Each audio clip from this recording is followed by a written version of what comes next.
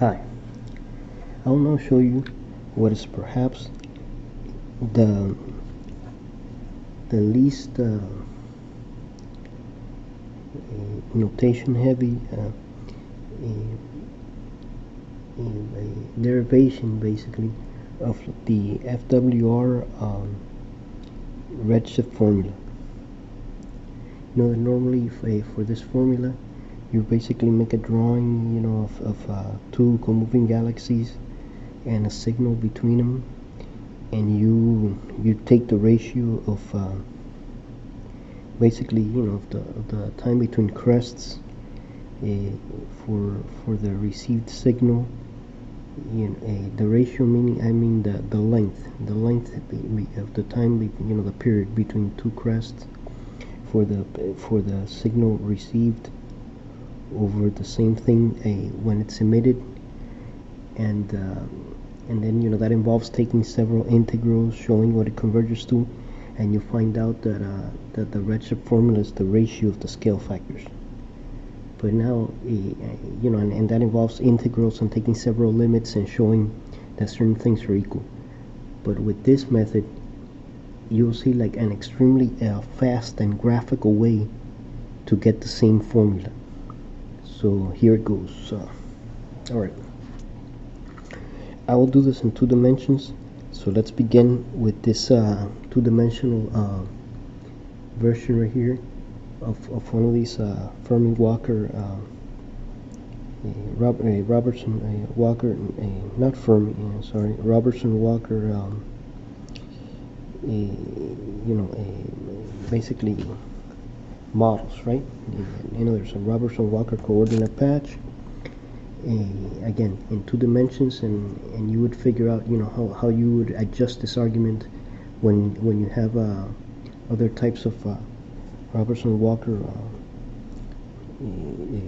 patches, with different curved space or whatever it is. So, all right. So let's do this in 2 dimensions. So begin with this, right? So here you have the metric matrix and those coordinates. Mij of xt equals a squared of t, and 0 on the diagonals, and then -1 for the time part. All right. Now we're going to make a change of coordinates. This is typically called a conformal time coordinates. So what we do is we're going to basically just change the time coordinate. So this is the reparametrization right here, capital X. So we do capital X of xh is equal to x of f of h, which again, f of h is just t, right? All right. So now we take the different partials of this this map X, and because we're basically trying to find the induced metric in this new coordinates, and we find that a capital XX is 1, 0, a capital XH is 0 comma f prime of h, and now here's what we get.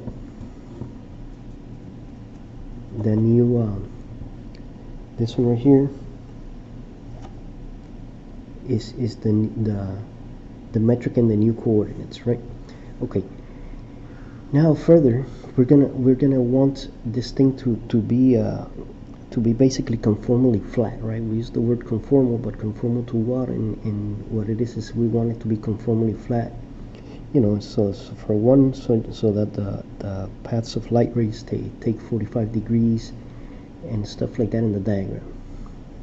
And so, having chosen it, we find that so we choose this. You want f prime to be like that, so you can pull out the a squared like this. All right, and now you see that right here. This is the Minkowski metric. All right. So now here's the picture of what we're dealing with. Here we're in the new coordinates. Here were our old FWR coordinate pictures. Now we're going to take a look at the same exact 2 galaxies in the different coordinates, right?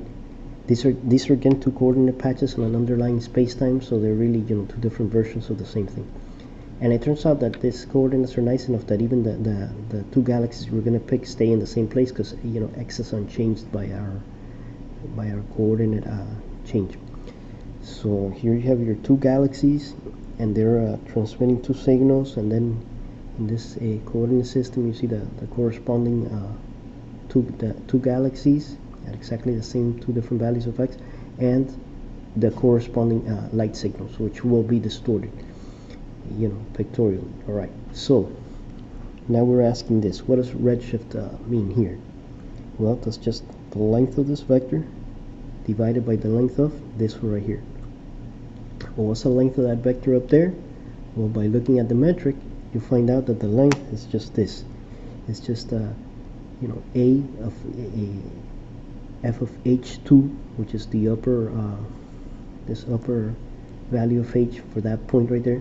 So it's a of f of h2 divided by a of f of h1. But that's just a of t1 over a of t2, which is what the formula is normally believed to be, or what you normally see it as in these coordinates, right? All right. So see this, and to derive this you need to take a bunch of integrals, again a long argument, whereas this is just pictorially obvious. Okay, it's just that ratio, and that ratio is really easy to see that it's just this. All right, but the thing is that this quantity that we're talking about here since it's the length of a vector, is invariant. So it doesn't matter if you look at it in these coordinates, or if you compute it in those, it's going to give the same thing. Therefore, this and this, is this, and that's the right formula. So there you have it, derived the formula for the relativistic redshift in Robertson-Walker spacetimes.